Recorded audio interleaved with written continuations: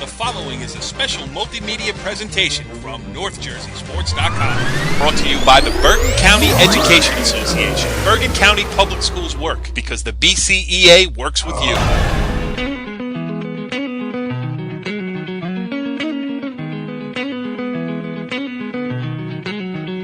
We are in the circle, NorthJerseySports.com's original multimedia series talking all things North Jersey softball. This is Season 1, Episode 5. I am Corey Doviak, being joined by my co-host, Ramapo assistant coach Mark Augg. What's going on, Auggie? Hey, Corey. 1 week from the seeding meetings, 1 week to go. Yes, very exciting things going on here around North Jersey softball. And as you referenced, the Bergen County Tournament will be seeded next week. And we will have some of that talk here on this show tonight as we're going to break down the latest PowerPoints as they are projected. We're going to talk about how those PowerPoints will affect the seedings for the Bergen County Tournament and obviously the state tournament, because both tournaments are relying solely on PowerPoints to seed themselves, and there are some interesting quirks in the system that we can talk about going forward from there. We are going to also break out a brand new segment here on In the Circle as we release our Great 8 rankings with a twist, Auggie. That should be exciting as well. It'll turn some heads, that's for sure. Let's just say that IHA head coach Anthony Loreza, a guest on the show last week, will have something to talk about on Twitter when we release the latest rankings. And also tonight we are going to have one guest, and he is Northern Highlands head coach Chris Broking, who will join us. The Highlanders off to a great start this season. And Auggie, I know you have a history with him. We'll get to that later. But, you know, when we have him on, you got Ramapo. That's you, the green. Are you going to be able to get along with Northern Highlands, the red and the black? I feel, I'm putting cats and dogs together here tonight on the show. I think we can handle it. We'll be professional. Yeah, I always say about the site on NorthJerseySports.com, what I write is not necessarily what I know.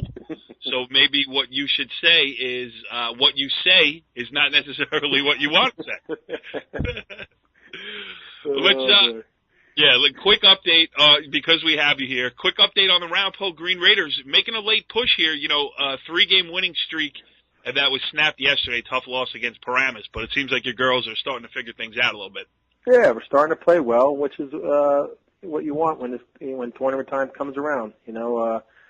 At one point about a week ago, we were worried about even qualifying for a county or a state. But I think with a little winning streak and the confidence is building, the Green Raiders are playing much better at the right time.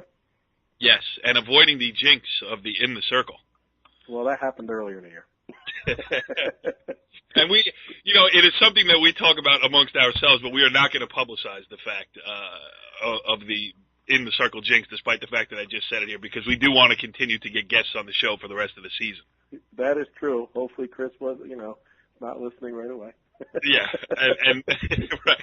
And Mike Garabell has given me strict instructions to stay the heck away from the Riverdale girls softball team. Oh, Jesus. Yeah. Well, let's see if we can put the whammy on our lone guest this week here on In the Circle. Let's welcome in Northern Highlands head coach Chris Broking. Coach, thanks for joining us here on In the Circle. No, it's my pleasure. I really appreciate you asking me to be on. Well, it's great, and it's a good time to talk to the Northern Highlands head coach because your girls have been playing well really right out of the gate this season. And, from your perspective, surprised, happy, glad, not even thinking about it, one game at a time, that type of thing. Just give us a little rundown on what's going on with Northern Highlands softball right now. Well, walking in my first year, I want to try and generate some excitement in a program that really kind of goes a little unnoticed in a school that has tremendously successful girl athletics. And, I don't think our co-host ever noticed how good. Augie, did you know that Northern Highlands has a successful soccer and basketball program on the girls' side? Honestly, I never even paid attention to it. It just kind of popped out there, Go ahead, Chris. That's very interesting.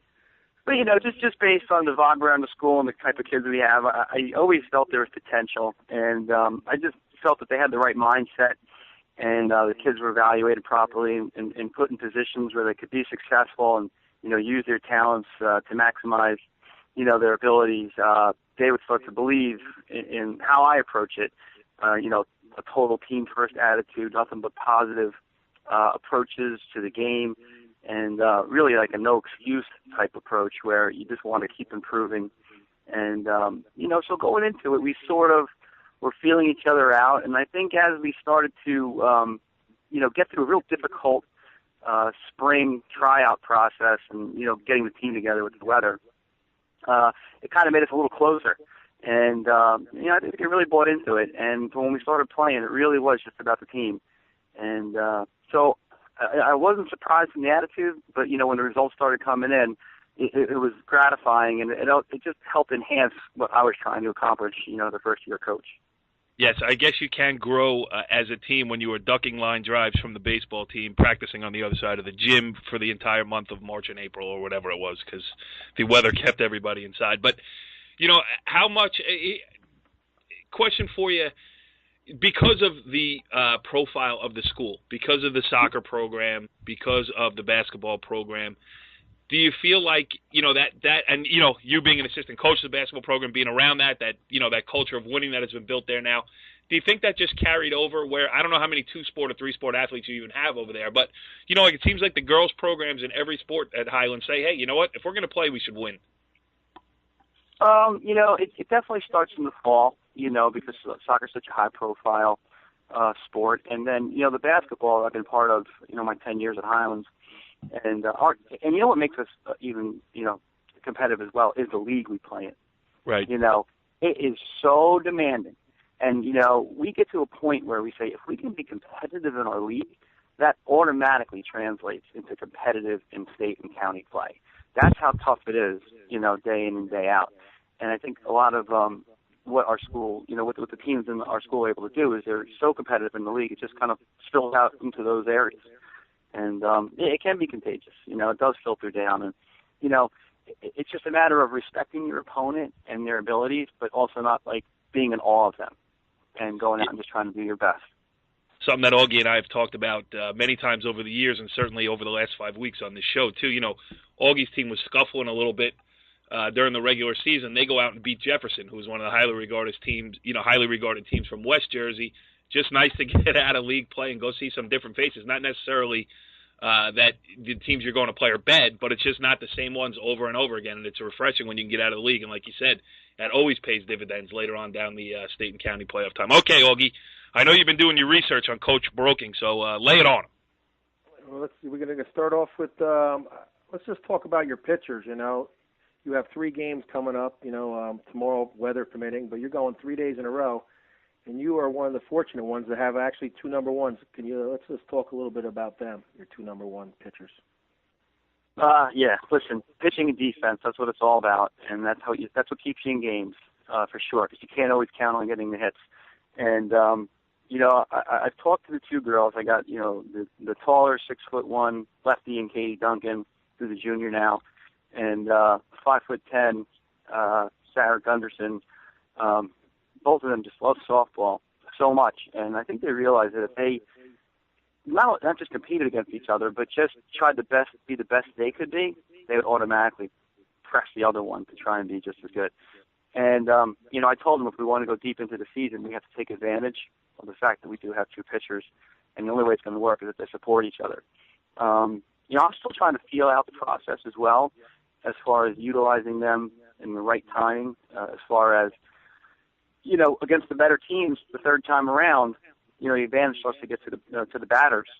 So we've been talking a lot about, not just alternating starts, but, alternating in save situations in tight games, even when one of them is doing well, going to the other one, because we have a lefty and a righty and just different release points, different movement, different velocity. It can definitely play to advantage to us, especially when we get into some tight tournament games where there's going to be some really close games. He has the 5'10" starting pitcher, and then he has the tall one. Yeah. Is he talking about his basketball team, or? Well, he might be 5'8", but I'm going to call it 5'10". But right. You have two pitchers whose primary sport is softball, and that's pretty much all they play. It does give me a tremendous advantage. And, yeah, I mean 5'10" and 6'1", Augie, they can't even crack the front line. They'd be the short ones on the basketball team. They'll be the guards. Right. They might be too slow. I know. But they also get to throw to who I feel right now, and I've seen her since she was a freshman, is probably playing an all-county type player right now is the catcher Sasha Brown. Like, unbelievable player who doesn't get enough credit, I think, in the county. You know, she's rock solid. You know, I think she has really, really high expectations for herself. And, you know, she puts a lot of pressure on herself to do well, but she doesn't show it.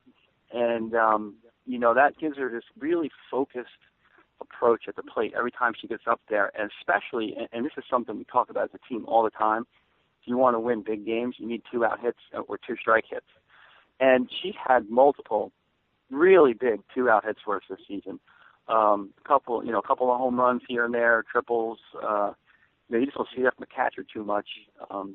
But she's been able to come through when we need it most of all. And, you know, she's got a tremendous arm. Very rarely do the batter get a good jump out of the box on her. She even made a play that I haven't seen any catcher make this year where we're playing Riverdale and they put a bunt down, the runner on first, and she got the lead runner at second. She was out of the box that quick.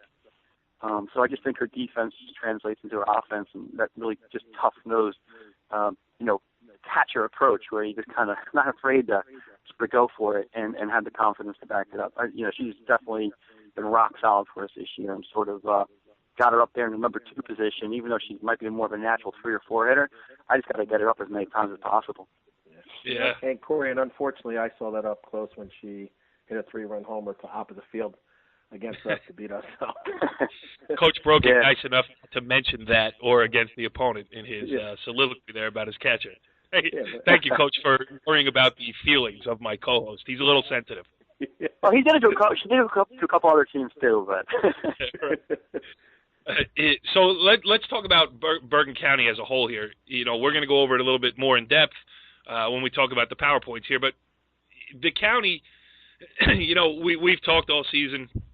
Obviously, the juggernaut that is Immaculate Heart Academy. Obviously, the public school juggernaut that is Indian Hills. You got Immaculate Conception in there.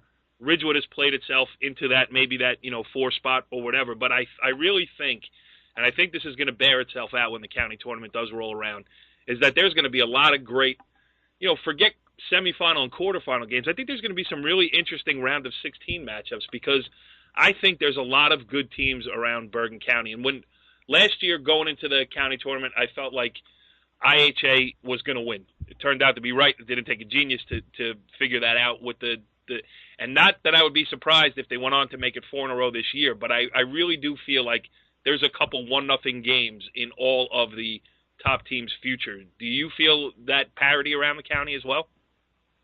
Well, listen, I'm not comfortable going into any game, all right, because there's just a lot of talent out there. I know there's a lot of multi-sport kids around, but it just seems that with softball, there's not always a lot of crossover. So you get kids that are really focused, and we're waiting all year to get going with this season.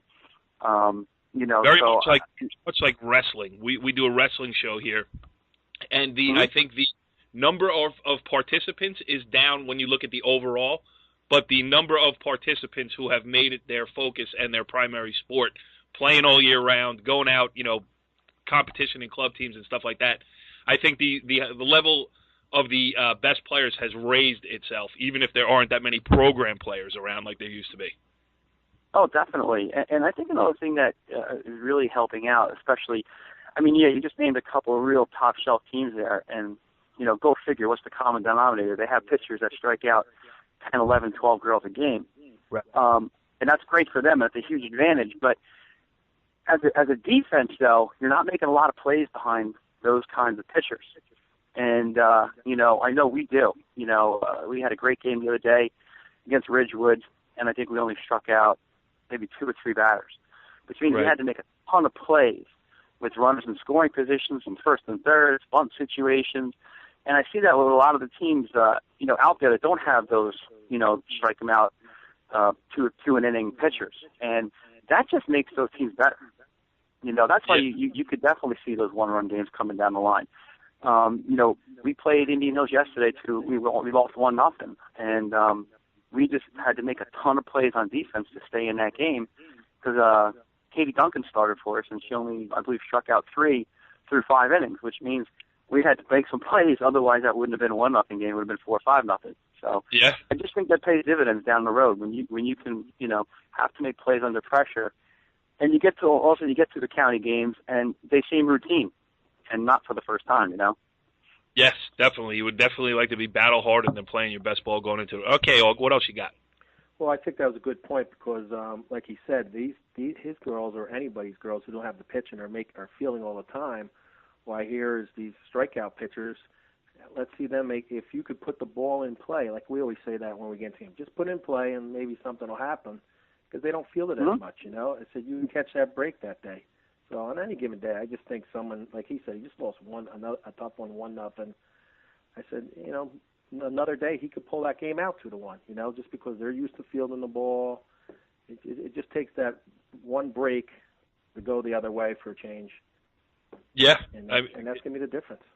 It's a great thing about softball on the highest levels. I mean, first of all, from a journalistic standpoint, it's great because the games generally last about an hour and 10 minutes unless they go to, 13 innings tied 1-1.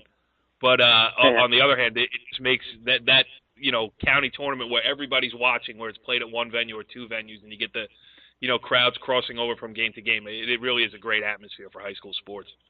And when you get those really great defensive plays in a game, that just elevates your offense. It always happens. Someone makes a great play, next thing you know, they're getting the big hit. And because it's a game of emotion. There's a heartbeat to it. And when you get more into it that way and you're contributing, it's just going to make you more confident at the plate appearances too. How about from your personal perspective?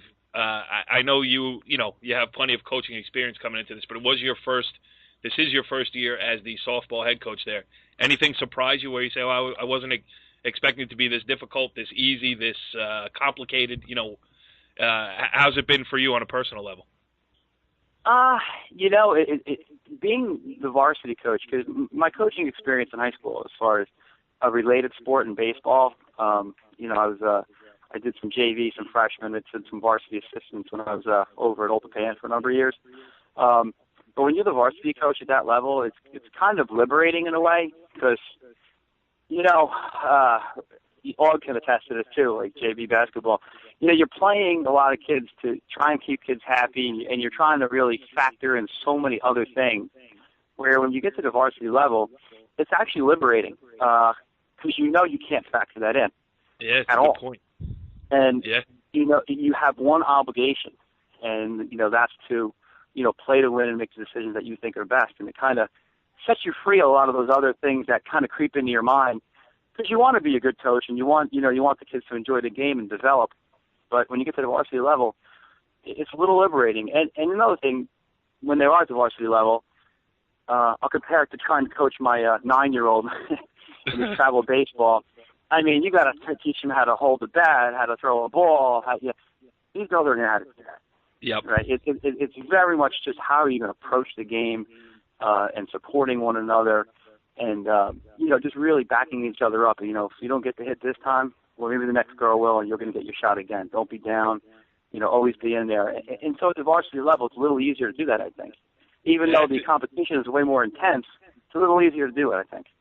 That's a great point. And, I've asked a lot of people that question over the years here, and that's the first time I've gotten that response. And it really does. I mean, you're not calculating, for lack of a better term, minutes played. If you're playing well, you're in there. If you're not, you're not. And that's just the way it goes. Oh, are you ready? You have to know your players. Oh, I'm sorry. Go ahead.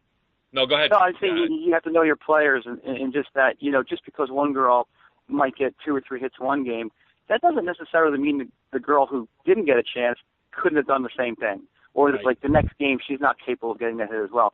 And as long as they believe that and you show them that, it just gives you, greater depth and flexibility as a coach as well. Yeah. Og, ready for this? I think we're ready for this one, Matt.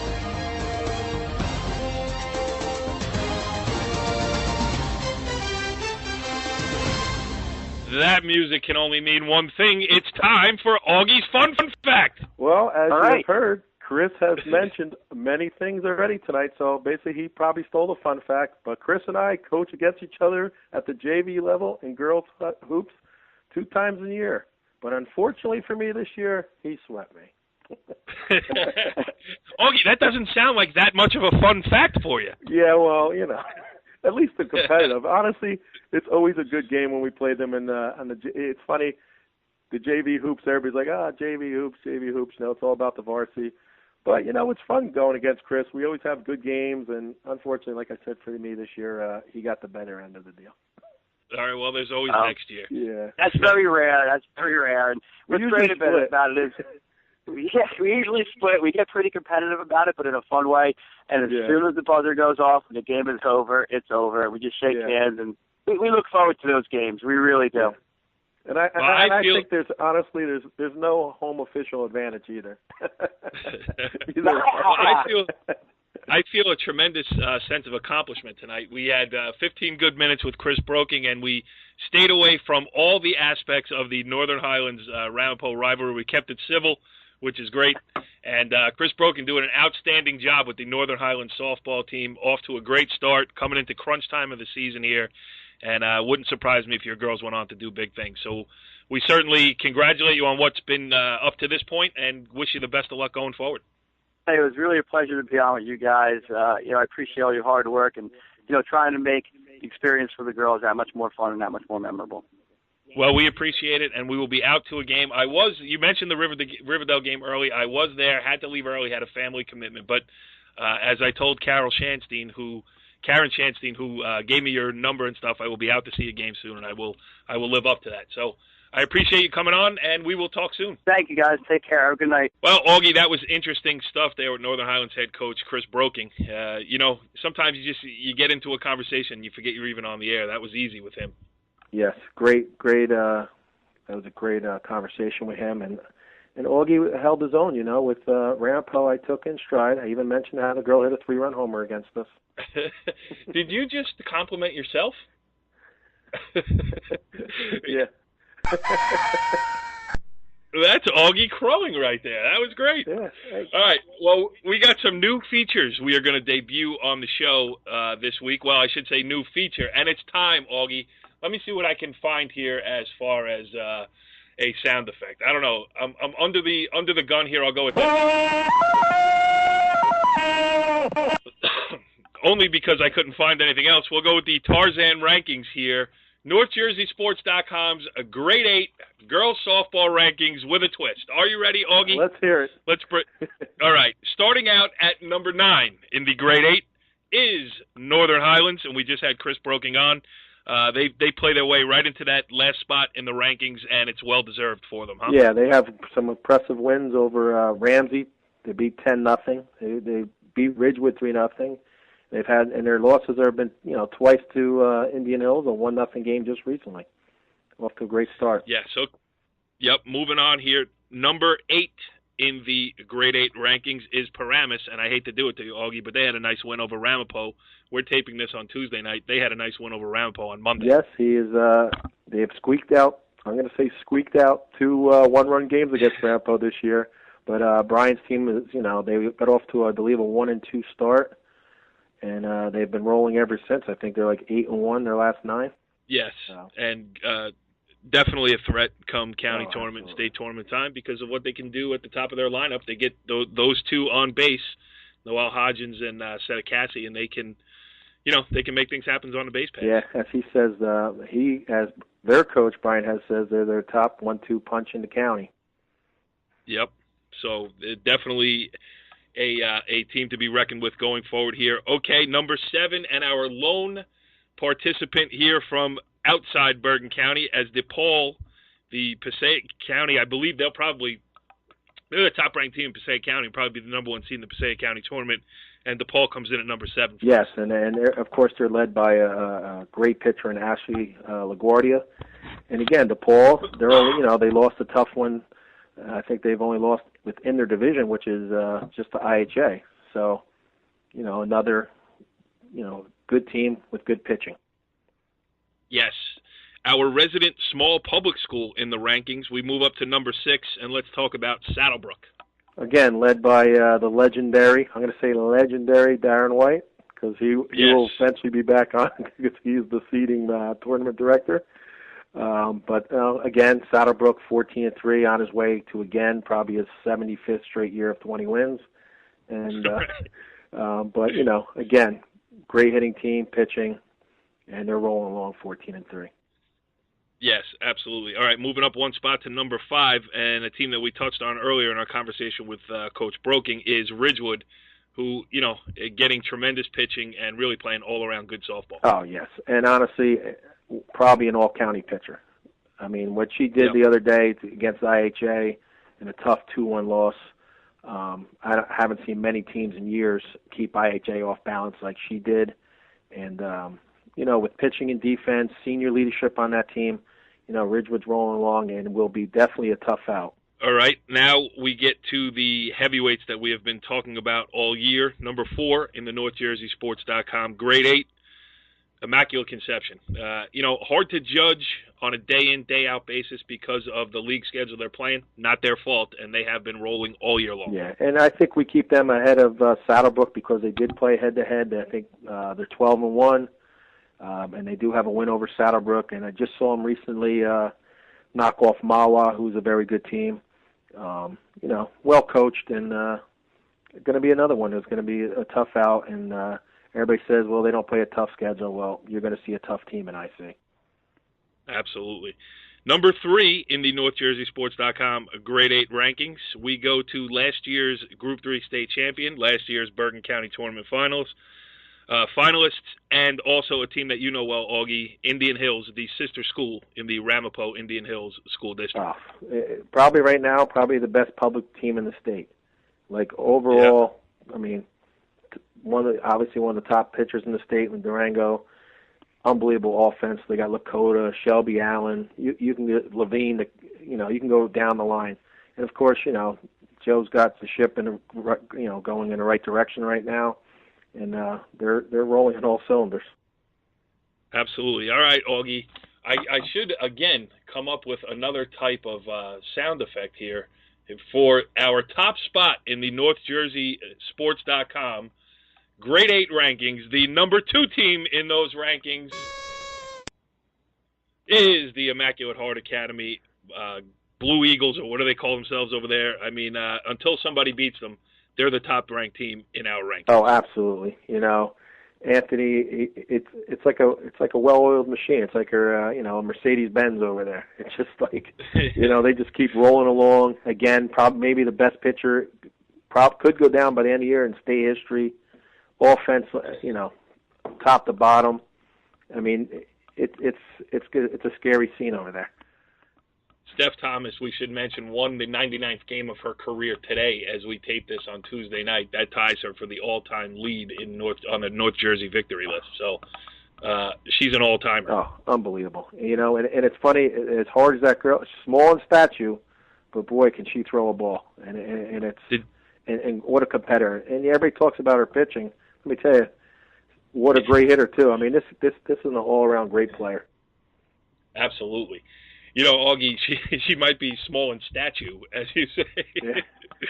But, Steph Thomas, an unbelievable career. All right, so that's the NorthJerseySports.com Grade 8 rankings. And if you wonder why we started at number 9 and why we put the twist on it, because our friend Anthony Loreza, the head coach of the IHA softball team, at the end of every week, he does a service on Twitter, and he puts out there, where his team is ranked by various publications. And any that deal specifically with North Jersey softball, whether it be the Evil Empire there of the Bergen Record, the Star Ledger, Max Preps, there's always a 1. So it'll say Varsity Aces 1, Star Ledger 1. Well, he is the top team on NorthJerseySports.com, but we didn't give out no number 1. So when he puts out his tweet this week on Twitter about where he's ranked, it's going to have to say, at NJSCom, our Twitter handle, he's number 2. I'm sure he's going to enjoy that one. Absolutely. So the Grade 8 rankings with a twist this week. Let's move on here. Just a couple of thoughts on the PowerPoints. And, they came out. They were updated, I believe, what were they, Monday or Sunday? Mm-hmm. And we do have, like you said, it's interesting PowerPoint-wise, though. Anthony, again, you will most likely be seated number 2, not number 1. So I don't know if you want to put that on Twitter. Indian Hills will be the 1 seed when the county tournament comes up, and IHA is all likelihood locked the 2 seed. But from there on out, there is going to be a lot of jockeying because with the cutoff coming up May 6th, we have a lot of teams, 2 games, 1 game, so 3 on down, there's still going to be a lot of jockeying. But as of right now, our guest we had on today, Chris Broken, Northern Highlands is the 3 seed, and honestly, if they can win their next 2 games, most likely will wrap up the 3 seed. Excuse me. Yeah, and as we mentioned, the state tournament obviously is going straight power points. The Bergen County tournament this year is going straight power points. We talked to Anthony Loreza last week. He had no problem with that. I mean, he said, if he winds up to 2, then that's the way the power points came out. He will take the number 2 with no complaint, which is, if you're going to agree to the system, that's the way you got to play it for sure. I thought you made a good point when you said that maybe you should seed the top 8 or top 16 and then, go straight power points down after that. And reasons being, there are some quirks in the system. You got the list in front of you there, and only because, you know it most intimately, and not to pick on any team or whatever, but here is one of the quirks. If the tournament started today and was seeded today, Ramapo would be the number 24 seed. Hackensack would be the number 21 seed.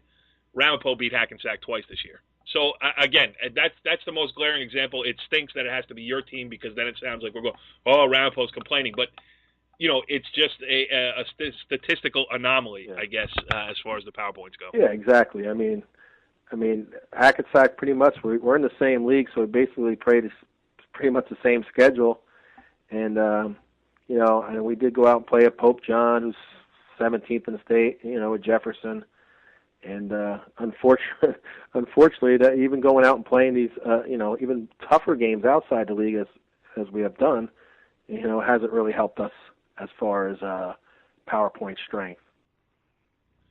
Yeah, and at this point, it's going to be hard to make up some ground. But anything else you look at, looking at the PowerPoints that you have there in front of you, that bears mentioning? No, I think you still have, like I said, here's a Paramus team right now. It's 9-3, they're 15th, but they also have 3 games left. Now, the interesting thing I think that Taryn talked about. What are they going to do if you don't get your 15 games in? I mean, we got rain pretty much the rest of this week. Hopefully on Friday we get a game in. If teams have a game on the weekend, then you have Monday, Tuesday. If you don't get the 3 games, do they only? I can't remember if he said if they only get seeded. You get seeded with only your 14 games, and that's your point total. Or, I mean, that could hurt Paramus. A team like Paramus who could obviously move up almost to maybe in the top 8. It's going to be, it sounds like a segue there for getting Darren White back on the show. Oh, definitely, because we got to get the facts, I mean, it was 5 weeks ago. Oh, you can just barely remember last week. So, right. It's going to be interesting because, like I said, the point total, here, for example, 8, 9, 10, 11, and 12. So that's 5 teams are separated from 286 to 291 in PowerPoints. And there's 3 or 4, some people have 2 games, one has 1. So it's going to be a lot of movement, and hopefully, it'll all settle out, and maybe it'll work, maybe it won't. I'm sure there'll be questions, and maybe not. Yep. Well, what the good thing is that the seedings will come out Tuesday. We'll probably hold the show next week again till Tuesday night and see if we can do something. Get a couple of coaches on. We'll try to, maybe we'll try to get Darren White on again. We'll go over the tournament. I mean, not to pick it apart, just to talk about it. For sure, because there's going to be some interesting matchups, and like we do every year with the basketball tournament, maybe we do a same night, or maybe when we hold the show to Wednesday and go back and look about before the first round starts and see if we can pick up some interesting storylines there. It's going to be fun. I mean, up to this point has been fun just being out and covering games, but I love it when they really start to count. I love the one and done scenario of county tournaments and state tournaments, and just raises the stakes and makes every game a lot of fun to both. I'm sure to coach from your perspective, from my perspective to cover, and from the kids' perspective, definitely to play in there. So a lot of good things coming up here on In the Circle, Aug. Another good show out of you this week, and we thank Chris Broking, our guest, who joined us. He gave us a great interview, gave us a good 20 minutes, and I'm looking forward to doing this again next week, pal. All right, same time, same bat channel. Hey, the last thing I forgot to ask you, your cat didn't come up tonight. How's the cat? It just, you want to? I don't really want to talk about because it just kind of, it has to be PG on the air because it just killed the litter box. Follow the leader.